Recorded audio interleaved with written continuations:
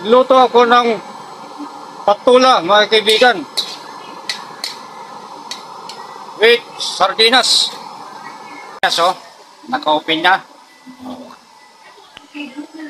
Patula, okra. Yan o. Diba?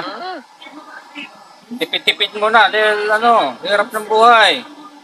At may paris na peritong galunggong yan, mga kaibigan. Yan ang ulam namin ngayong hapunan, mga kaibigan.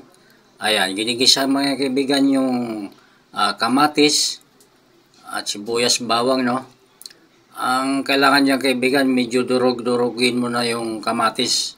Lulutuin ng maigi para manunuot, kaibigan, dun sa gulay na patula. Yan, durog na, kaibigan.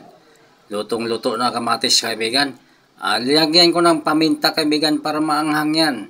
Medyo may anghang ng konti, mga kaibigan. Yan o, ang gulay, mga kaibigan. Talaga naman sariwa yung kaibigan. O, hinugasan ko yung kamay ko, At yung gulay, mga kaibigan, yan o, nakababad yan sa tubig, mga kaibigan. Para hindi mangitim habang hinihiwa ko, nakababad, mga kaibigan. At tuloy-tuloy yung kaibigan. At mamaya-maya yan, sardinas, kaibigan.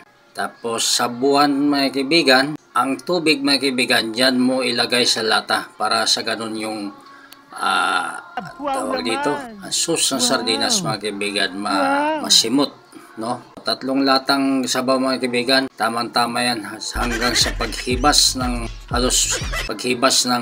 sabaw, mga kaibigan, para lutong-luto ang gulay. Hindi naman ako expert sa pagluluto, kaibigan. Ito'y tsamba-tsamba lang. Nasa inyo kung gagayahin to, mga kaibigan. Wala akong dito, tatakpan ko na. Mamaya-maya, kaibigan, babalikan ko yan. At papakita ko sa inyo ang maging itsura niyan. Ayan, ang sarap yan, mga kaibigan. Yummy, yummy, kaibigan.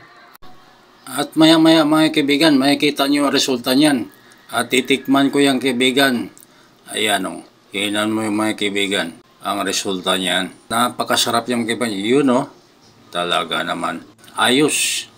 Yun lang, mga kaibigan. So, maraming salamat sa inyong panunood.